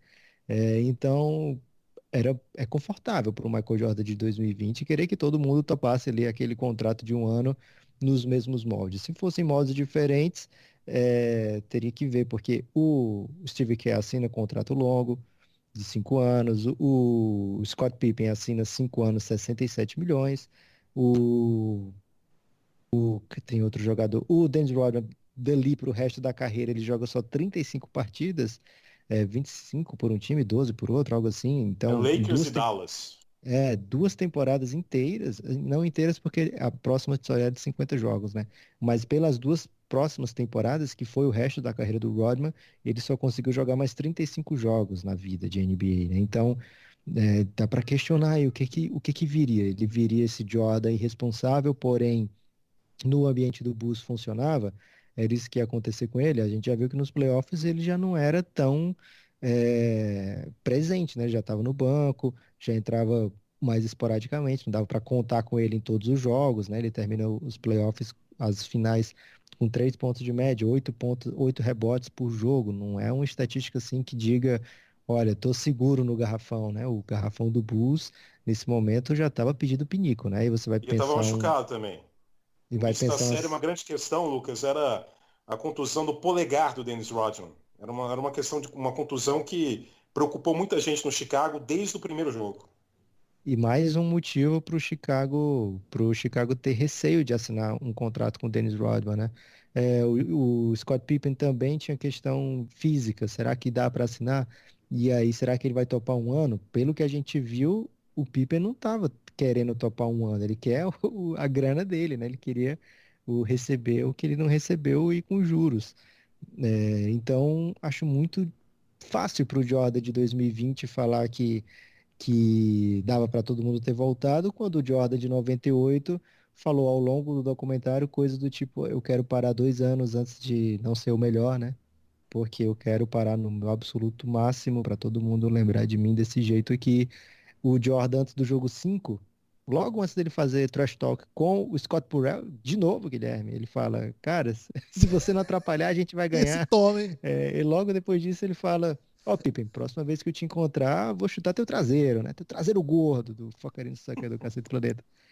Já estava ciente de que se ele encontrasse o Pippen em quadra, o Pippen ia estar em outro time, né? Ele já sabia disso. Aquele Jordan de 98 sabia disso. Então, ficou meio forçadinho esse final aí de, eu queria lá sétima, que tava muito afim dela sétima. Porque aparentemente era o plano de todo mundo ali meio consciente de que não ia rolar nada depois daquele 98, né? O Bulls ali tinha vivido sua trajetória, tinha completado sua trajetória da melhor maneira possível. O próprio Phil Jackson foi chamado para voltar mais um ano, porque se o Jaren Reinsdorf consegue o Phil, ele consegue o Jordan, né? Porque o Jordan falou, eu jogo pro Phil, não jogo pros outros. E o Phil Jackson, não quero, não tô afim de voltar para esse ano aí sabendo que eu não vou ser tão bom. Ele sabia que, não sei se ele fala isso contando que fosse voltar o resto do time, ou se ele fala isso contando que ele sabia que não tinha como o Pippen ficar, sabia como que o Rodman não ia ficar. O Luke Longley recebe um contrato muito bom do Phoenix Suns, e aí o Bulls vai topar, vai dar esse contrato para ele. O Jud Butler também recebe do Detroit um bom contrato. O Bulls vai pagar isso aí, vai pagar para todo mundo. Teve um cara que fez uma projeção de se rolasse esse contrato aí de um ano para todo mundo do Bulls, seria mais ou menos o equivalente hoje a uma folha de 288 milhões, né, no cap de hoje. Porque o cap do Bulls na época desse título ele já era mais de 2 vezes a folha, e se fosse na se todo mundo assinasse, mas esse ano aí que o Jordan queria seria quase 3 vezes a folha. Então aí ele transformou para o de hoje, seria um cap de 288 milhões, não tinha luxury tax, né, não tinha taxa na época, então ficaria nesse valor aí. Se fosse hoje um cap de 288 milhões, Guilherme, o time assinasse todo mundo até chegar nesse valor, com as taxas daria tipo 1 bilhão por ano. E parabéns ao Phoenix Suns, né, Guilherme? Caramba, Parabéns ao eu Phoenix falei Suns que, com todos os caras disponíveis, pegou o Luke Longley. Eu falei Realmente tanta uma coisa, figura fundamental falei bem rápido do disso, e falei tricampeonato. um monte de coisa para vocês não prestarem atenção, e o Rômulo pegou pela palavra ainda. Comigo você consegue enganar, Lucas, mas o Romulo O tá Luke Longley, tem sempre um atento. arremesso nesse jogo 6 do Luke Longley que eu até falei, que coisa miserável. Esse cara tem 3 anéis. Esse cara tá rindo na cara da sociedade. Ele tem um E vem livro o ainda Phoenix e dá falando um mal do belo Jordan. contrato pro Luke Longley. Tá bom. Incrível a sequência. O Jordan pagou caro no Terry Rozier, Lucas. Então, de repente, aí dinheiro não é problema pro homem, não. Então, ele achava que tava tudo bem. Eu achei muito interessante Se o ele abrir Reinsdorf. mão do contrato dele, dá para pagar todo mundo, Guilherme. Dá De pra boa. pagar todo mundo. Se ele soubesse que era só economizar no Rozier aí, que todo mundo voltava, ele teria feito Não, isso, Lucas. falando sério, se o Jordan em 98 queria tanto, ele falava, tá bom, em vez de 35 milhões, que é meu salário agora, eu vou receber 12, vamos ganhar, sei lá, sétima aí, porra. Aí dava. Mas ele também não fez esse rolê, né? Não, eu fiquei impressionado como o Reinsdorf meio que facilita essa história, né? Porque quando ele diz, bom, não dá pra pagar todo mundo que todo mundo ia querer, não ia fazer isso, ele meio que dá a entender isso, assim. Tava todo mundo meio velho já, o time tava se arrastando, ganhou porque o Jordan é foda pra caramba. Eu até topava pagar o Jordan e fazer um rebuild, dali uns 2, 3 anos voltar a ser competitivo. Mas não ia trazer todo mundo de volta, o dinheiro que cada um achava que valia. E, e é até engraçado que o Jordan, na hora que ele vai falar dos caras, ele coloca o. Ele fala assim: tinha lá o Steve Kerr. Ele até coloca o Steve George Kerr Butt. junto com o Butch. Steve Kerr, o Butch e tal. A gente trazia de algum jeito e tal. Mas o plano do Reinsdorf, ele meio que diz assim, né? Eu não vou pagar o que todo mundo tá pensando assim. E me botou a pensar, na verdade, até que ponto, na verdade, esse plano todo que o Krause vestiu e tomou expor no episódio inteiro, não era o plano do Reinsdorf, porque o GM só faz o plano do dono, e é isso. NBA, o papel do GM, a gente sempre vê os insiders falarem, as próprias entrevistas de GMs que já saíram do cargo, os que estão no cargo não têm coragem de falar isso, mas os que saem do cargo costumam dizer assim, o papel do GM é deixar o dono longe do time e feliz com as coisas que estão acontecendo. Longe o suficiente para não atrapalhar no basquete e feliz o suficiente para não querer interferir de alguma maneira nos rumos das coisas estruturais, né? Os projetos de longo prazo, etc. Então, esse tempo todo, a gente viu na série o Krause, precisamos reconstruir, precisamos pro rebuild.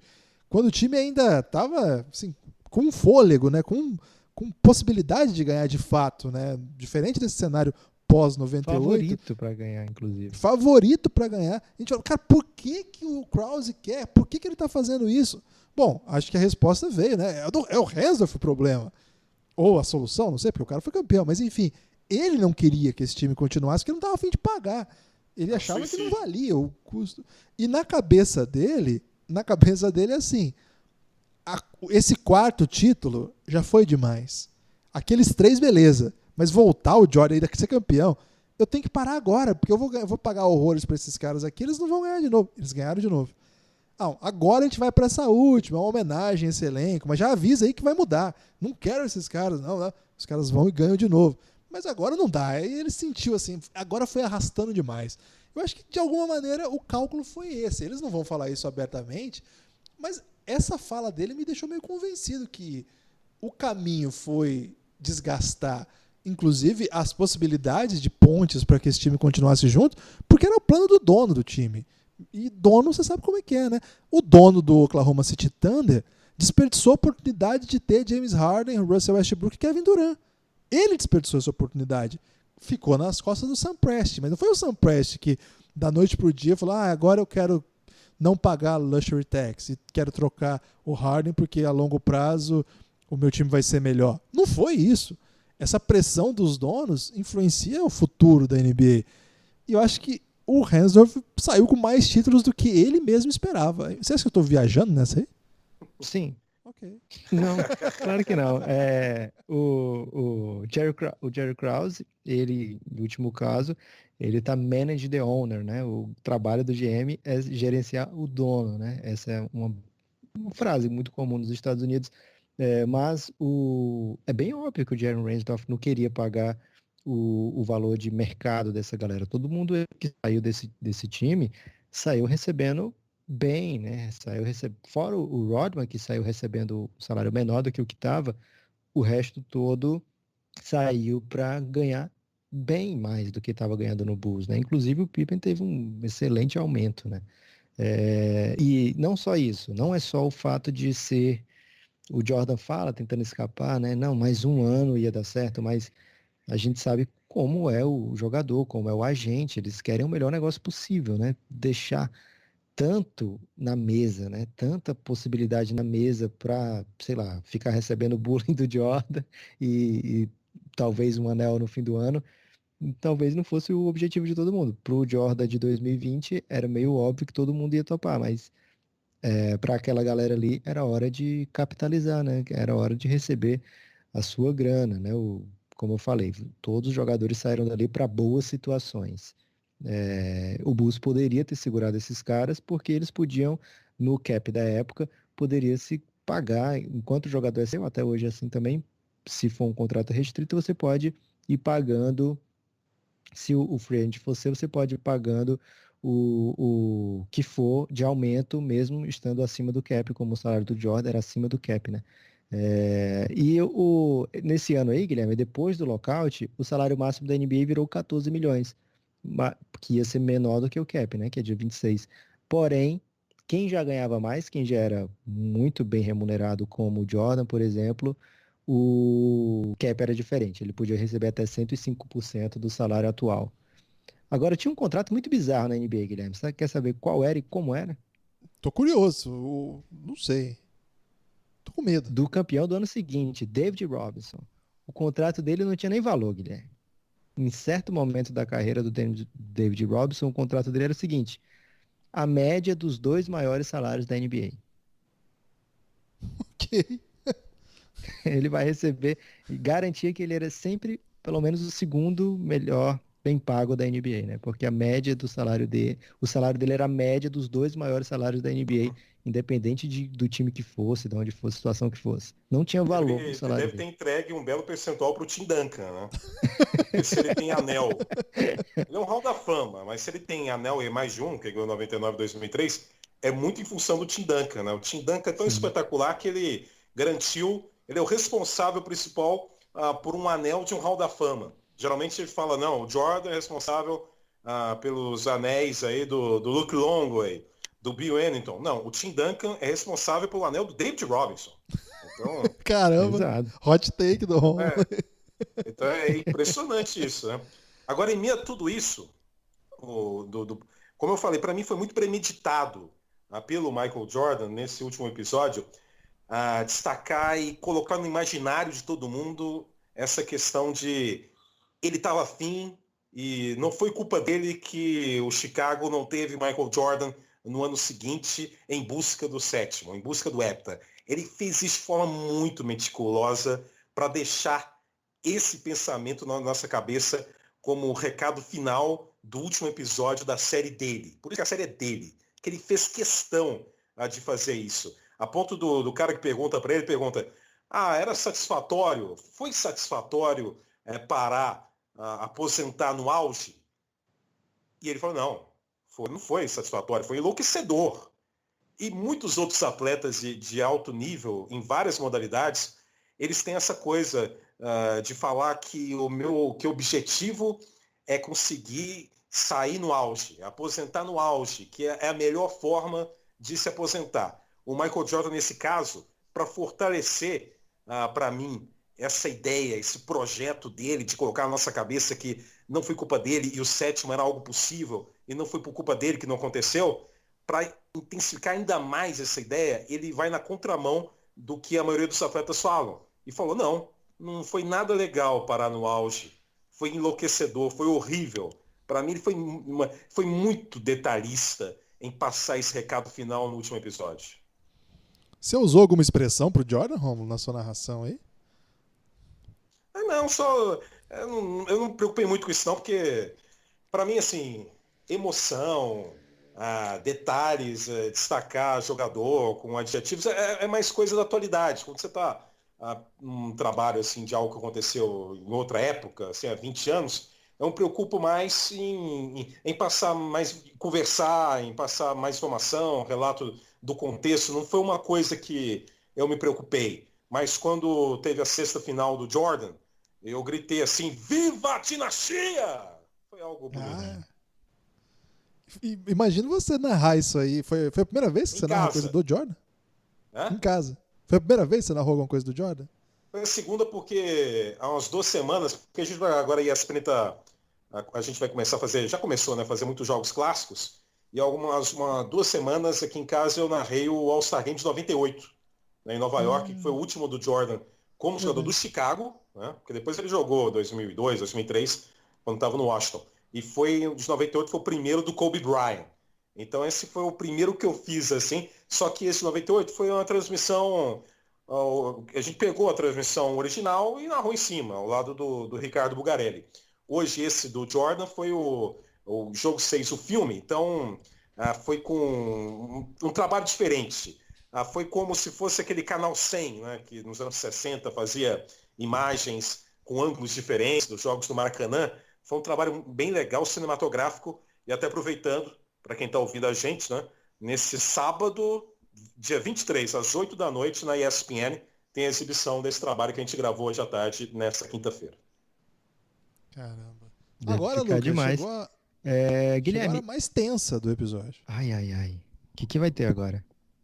Eu pensei que você ia citar que lá no Grant Park apareceu uma bandeirinha do Brasil lá, Brasil Love. Teve isso, né? Era um Isso, achei papel do bonitinho. Brasil, não era nem uma bandeira, né? Era um papel desenhado, eu acho. É um papel desenhado, é. Verde e amarelo. Nessa época podia usar essa bandeira, Roma. Podia, Agora tá eu polêmico. olhei e fiquei comovido. Isso, porque eu olhei isso em 98. Se eu olhasse isso agora, eu falei, que maldito. Ô, Lucas, eu ia dizer que é hora do destaque final, mas parece que você não quer, você tá protelando. Eu ainda tenho um Nepopoint aqui, Guilherme. Vamos lá, então. Mas eu tenho mais uma coisinha pra falar também. Então fala, vamos ficar aqui. O Guilherme não Porque quer eu gostei conversar com a também do gente. ritual do Phil Jackson. Aquele ritual dele lá. É de verdade, despedida. pô. Jordan Poeta. Então, nessa minha linha de que o episódio 10 foi uma conciliação, foi humanizar personagens, para mim foi muito simbólico também essa coisa de destacar que o Michael Jordan fez um poema, né? fez um lindo poema. Aí o Steve Kerr, acho que o Steve Kerr e outros falam, não, ele foi comovente, ele mostrou compaixão. Por quê? Porque ao longo da série, um dos grandes destaques da série, uma das coisas que foram mais repercutidas foi a questão da liderança dele e como o Michael Jordan exercia essa liderança, o bullying, provocando lá o Burrell, a briga com o Steve Kerr, foi algo que foi muito repercutido. Então, para mim, pegar esse detalhe desse ritual, que era um ritual que parece que a esposa, né, do Phil Jackson fazia com pessoas em luto, e o Phil Jackson transportou isso para o time que estava encerrando a sua trajetória, né? E ressaltar principalmente essa questão do poema do Jordan, para mim foi outra forma de buscar uma situação mais suave, mais amena do ser humano Michael Jordan diante do público e diante dos companheiros. Para mim foi outra estratégia da série ressaltar isso nos últimos 5 minutos, né, do último episódio. Eu achei muito louco o fato do Jordan mandar um poema na cartinha, cara. O poema dele, eu fiquei pensando, o poema deve ser assim, Jerry Krause vai pro inferno. Acho que é rosas são vermelhas, violetas, azul. Quero que o Burrell vá tomar um suco. Pode ser algo nesse sentido aí, que ele tinha um carinho especial pelo Scott Burrell. A Guilherme, sorte dele é que queimaram, né, Lucas? Porque ninguém vai ver esse poema do Jordan. o Nepoponte aqui, Guilherme, bateu uma certa tristeza quando vai todo mundo lá para aquela parada, né? O americano tem um nome meio trouxa aí para comemoração, chamar de parada, não faz muito sentido, mas para a cidade, então faz sentido sim. Eles vão pra parada lá e tem taça pra todo mundo, cara. Que absurdo aquilo ali. Vai entrando, o Jordan tem uma taça, o Pippen tem uma taça, o Phil Jackson entra com uma taça, o Dennis Rodman com uma taça. Até a Julius Rimet apareceu lá, né? Vamos dividir isso aí, gente. Tem time precisando. Assim, eu posso dizer que chegou a hora do destaque final, porque antes que o Lucas tome a taça, porque a dinastia sem título pode ter um troféu, Lucas. Não, Não precisa ter inclusive, título, aqui, ó, mas pode ter um nessa troféu. série de jogos clássicos que a gente vai ao longo das semanas a transmitir, eu acho que na lista tá o jogo histórico de 76, de 3 prorrogações entre Boston e Phoenix Suns. Quem ganhou, Ron? Adivinha. Não tem nenhum que o Suns ganha nos jogos clássicos, não, Ron? Não, acho que não, viu? Acho que cortaram. Ia fazer um do Phoenix contra Seattle em 93, mas eu acho que acabou caindo na lista. Caramba, cara. Aí, Convence essa perseguição contra o Suns. Isso aí tá errado. Tem que ir para jogo bom. Destaque final. Tipo a estreia do Luka Doncic, Phoenix Suns e Dallas, a gente ganhou, Guilherme. Isso aí não aparece na Globo. Verdade. Destaque final tem que ser o fato desses 2 últimos episódios terem sido terminados recentemente, né? Já tinha repercussão, já tinha gente falando muito sobre a série e encaixaram ali por 40 segundos familiares do Jordan, né? Numa série que é para contar as entranhas de Michael Jordan, acho que ficou meio em aberto, né? Essa parte aí da figura da família, do Jordan família. E isso me puxa para pro meu destaque final de verdade, Guilherme, que é o seguinte. No memorial do Kobe, a gente viu o Jordan falando de uma maneira muito aberta, né? Acho que é o discurso que eu mais gosto do Jordan, bem diferente, por exemplo, do discurso dele no Hall da Fama, que eu acho muito baixo para a figura do Michael Jordan. Não que seja um discurso ruim, mas assim, para o tamanho do Jordan, eu esperava bem mais, né? Então, fiquei muito até comovido com o discurso dele no Memorial do Kobe, até por ele falar coisas que a gente não esperava, né? A gente não conhecia, não, nenhum dos dois divulgava essa relação Jordan e Kobe, né? Que ia além desse companheirismo de profissão, que ia além do fato de serem dois dos maiores jogadores da história da NBA, um chamando o outro de irmão, né? Ele chamou o Kobe de Little Brother no discurso dele, e aí no episódio o Kobe no Last Dance, o Kobe chamando o Jordan de Big Brother, né? Então foi, se não tivesse acontecido o desastre do Kobe, a gente ia ser pego meio de surpresa nesse Last Dance, né? Quando o Kobe viesse dizendo isso, porque era algo inédito para todo mundo, essa relação deles, né? Então teve esse discurso do Jordan que meio que preparou para pro Last Dance trazer essa relação mais uma vez, né? E é uma história que poderia até ter sido um pouco mais aproveitada. Lógico que não sabemos o tamanho do material que foi gravado com Kobe, se ainda tinha a expectativa de gravarem mais, mas de maneira geral, assim, de destaque final, não do episódio 10, mas de maneira geral da série, acho que faltou um pouco do a NBA um pouco mais atual, falando do Jordan, né? Porque a gente tem muitos minutos de pessoas da época do Jordan, alguns predecessores, algumas pessoas que assistiam já naquela época, mas talvez tenha faltado esse lado do Jordan para a próxima geração, né? O que que eles viram, o tanto do impacto, né, que causou, porque a gente sabe o impacto que causou no mundo da NBA, mas para o jogador, normalmente eles falam com tanta deferência, né, com tanta admiração da figura do Michael Jordan. A gente teve o Kobe por alguns segundinhos, mas senti um pouco de falta, poderia ter tido, e, por exemplo, os minutos do Bill Wennington, Guilherme, que ele não conquistava nem na quadra, poderiam ter sido cortados pela metade aí e sido entregue, sei lá, Paul Pierce, a Dwayne Wade, LeBron. mas nunca aconteceria isso aí do LeBron. Mas o Wade é de Chicago, né? Nasceu em Chicago. Poderia alguns personagens assim poderiam ter sido chamados. O LeBron fala do documentário lá no Uninterrupted, né? Que passa na ESPN também. Fala com muita admiração também, né? Tem material já do LeBron falando do Last Dance, que é bem legal também de Né? acompanhar, de ver. Podia falar Mas o Shaq, por exemplo, podia ter falado mais. Né? o Inclusive foi um Shaq. confronto direto. O Shaq recentemente até enalteceu o Utah, porque teve gente que falou bobagem falando que o Utah talvez era um grande time, que é uma bobagem, era um grande time, e que inclusive varreu os Lakers do Shaq em 98, um 4-0 na final de conferência. Ele citou como aquele time era sensacional. Eu concordo com você, Lucas. Eu acho que alguns caras, não só o Shaq já aposentou, mas outros caras da atividade poderiam também ter falado algo mais. E também essa questão da família, né? Talvez também não. A ex-esposa, né? A Juanita também, por exemplo, em nenhum momento apareceu, só em fotos rápidas. Poderia ter tido algo também nesse sentido. Verdade mesmo. Rômulo, chegou a hora de você dar seu destaque final.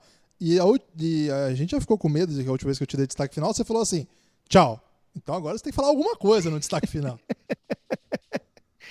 Obrigado. Meu destaque final. Meu destaque final. Não, bom, eu vou, porque eu anotei uma coisinha aqui, que depois de tudo que eu cansei de falar hoje aqui. O Guilherme não tá é um tolhendo poema, você, não é um Rômulo. poema. Eu sinto que você tem muita coisa para falar, Rômulo. Ele pode ir embora, a gente fica aqui. Pode ficar à Ele tá vontade. com pressa? Qual é o Acho que problema do sim. Guilherme? Gente, Deve estar com incontinência. não tô com Agora, hoje é o pressa. último. Sabe, toda série, o último capítulo da série, pelo menos, do último episódio, é um pouquinho maior. Mas Não, tudo vamos bem. embora aqui. Mas vai acabar, vai acabar. Não, eu vou ficar aqui até amanhã agora. Não, também não. Eu também não cansei. Hoje eu narrei muito esses negócios velho aí. Tô cansado também. Esse Mas negócio é muito bom. o jogo de 70, eu narrei fiquei contando história do jogo de 70, dos Knicks ganhando dos Lakers, jogo 7 no Garden, 8 de Aí maio. o Guilherme chora. 1970, pô, o ano que meus pais casaram, em janeiro de 70. Então tinham só 5 meses de casado. Mas não falei isso não fiquei citando o casamento dos meus pais no negócio não. Eu estudei e falei mas no contexto da NBA. Então, eu falei muito dessa questão da série tentar, de forma escancarada, conciliar personagens, histórias, amenizar histórias, mas no final, e também no início, né, eu elogiei essa questão da série fazer jornalismo, porque até essa semana eu citei que, para mim, apesar, é claro, foi uma série aprovada pelo Michael Jordan, autorizada pelo Michael Jordan, mas teve jornalismo diferente, por exemplo, do Pelé Eterno. Palavras duras, palavras duras. Mas foi um documentário que teve como grande virtude buscar imagens raras, talvez até inéditas, de gols. Essa é a grande virtude do Pelé Eterno, essa coisa de arquivo. Mas quanto a jornalismo, a falar de temas delicados da trajetória do Pelé, de intrigas, uma coisa mais imparcial, isso não teve. Não tem nada. O Pelé Eterno foi um momento apenas de exaltação da trajetória do Pelé. Não teve jornalismo. Não é que eu queria que o Pelé Eterno tivesse virado um programa da Márcia Goldschmidt, um programa da Sônia Abrão, escancarar tudo. Não é isso. Mas um pouco mais de jornalismo podia ter tido. Não teve, tudo bem.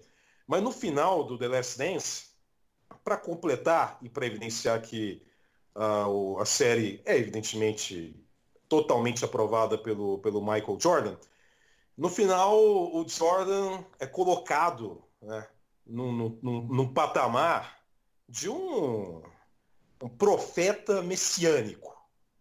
Gostou? Uma expressão forte para vocês. Boa, foi boa. Porque no final de tudo, porque o Lucas falou, ok, e eu concordo, no último episódio ficou tudo centralizado no que aconteceu nas finais de 98. Mas com o ato final, o que acontece? Eles resgatam uma entrevista do Michael Jordan, jovem, falando o quê? Falando que o objetivo dele era que o Chicago Bulls se tornasse uma franquia respeitada na liga, como era, nas palavras dele, os Lakers, os Celtics e os Sixers. Então, nesse ponto, né, ele foi alçado para o status de profeta messiânico. A questão é que o Michael Jordan é gigantesco e o nome dele já se mistura com a própria liga, com o próprio esporte. O Chicago Bulls tem 6 títulos e os únicos títulos são na era Michael Jordan. Depois disso, a gente tem visto o que se tornou, o que voltou a se tornar o Chicago Bulls logo após a era Jordan. Mas para mim, esse momento em que é destacada essa frase profética do Jordan é o momento em que o The Last Dance se encerra exaltando da forma mais intensa possível o cara que é, de forma indiscutível, o maior jogador de basquete da história. Gostei, hein? Foi bonito isso aí. Fiquei muito emocionado. Queria agradecer ao Rômulo mais uma vez por estar aqui com a gente. E não só por estar aqui com a gente, mas por tudo que ele faz pela gente. Não tenho palavras, mas estou dizendo várias delas para agradecer toda a força que você dá pra gente, divulgando o Café Belgrado. As pessoas sabem o quanto que o Rômulo dá essa força pra gente. E sem ele, certamente, as coisas seriam bem mais difíceis. Então, Rômulo, de coração mesmo, você é o nosso padrinho. Fica aí com essa responsabilidade. Godfather. Godfather.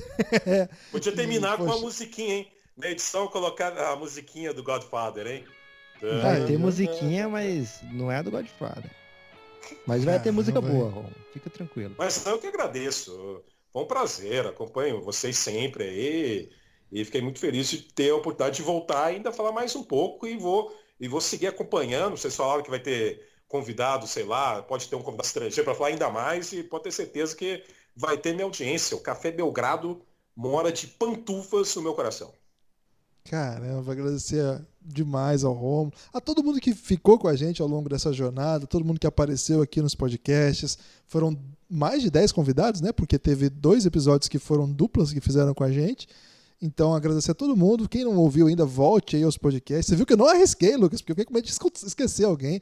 A cabeça não tá muito boa, não. Vai que eu esqueço, seria uma injustiça tremenda, né? Mas agradecer especialmente ao ouvinte que ficou com a gente aqui ao longo dessa jornada. Muitos ouvintes novos, né, que estão começando a conhecer nosso trabalho por conta dessa série da Netflix, por conta dessa jornada que a gente atravessou aqui. Foi uma ousadia mesmo, né, porque boa parte das semanas foram 3 episódios por semana, tirando os nossos outros projetos.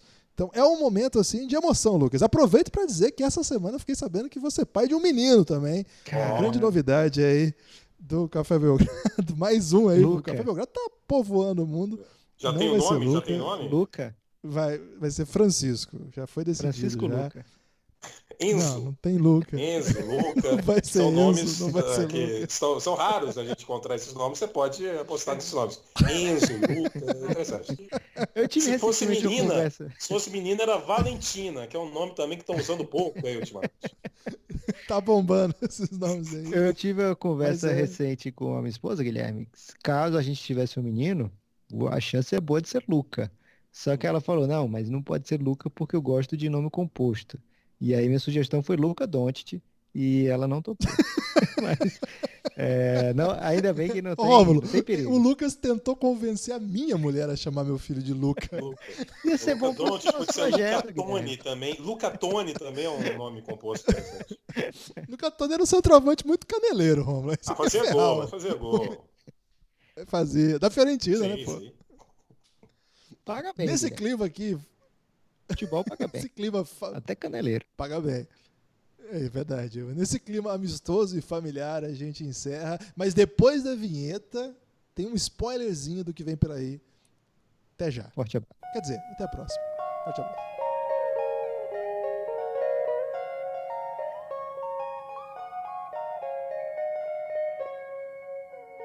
Café Belgrado.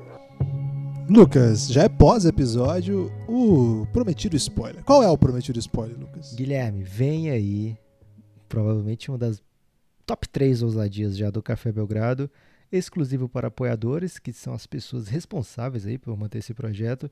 Inclusive, Guilherme, tenho que mandar aqui abraço a novos integrantes do nosso grupo do Telegram, belíssimos apoiadores, Brian, Marcel, Só gente bela. caras que chegam no caos, chegam no veneno já, né?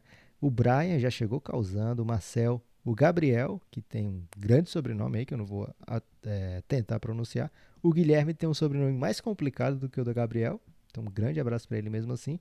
O Cláudio entrou recentemente e o Jonas, Guilherme, ele apoiou o Café Belgrado enquanto a gente estava gravando, né? Então não deu tempo nem ele entrar no grupo ainda do Telegram, mas certamente quando esse episódio for ao ar, ele já vai ter conseguido entrar no nosso grupo e já vai ter causado, né? Então já mando um abraço preventivo aqui para ele. Sobre o projeto, Valeu, Jonas. o projeto, que é exclusivo para apoiador, vai ter um episódio no feed, sim, pra galera sentir, ter um gostinho, né? Saber do que se trata com mais profundidade. Mas posso dizer 2 coisas sobre esse projeto, Guilherme. Uma, tem parceria logo na vinheta com ele, o homem, Hitmaker.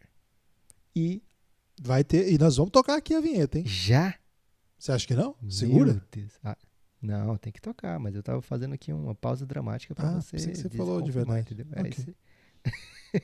Já, Guilherme. Sim, Lucas. Temos que colocar isso. Caramba! E a segunda coisa que eu ia dizer é que essa série, que tem um número muito belo de episódios, que eu não vou nem revelar aqui também, é sobre o seu segundo Luca favorito do mundo, Guilherme. Que o primeiro é o que tá vindo aí daqui a alguns meses.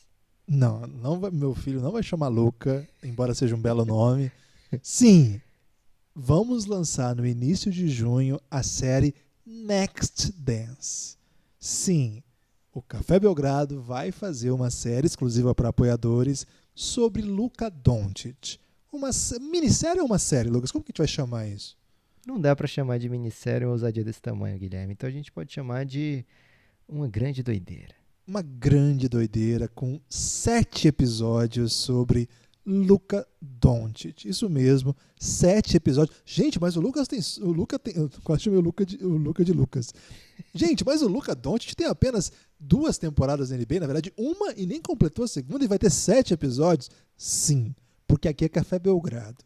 E aqui a Next Dance é sobre Luka Doncic.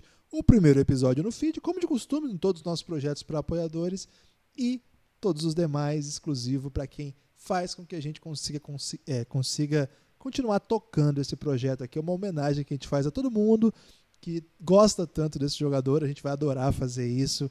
Vai ser demais, hein? No começo de junho vem aí Next Dance. Cara, Só vou soltar a vinheta, Lucas.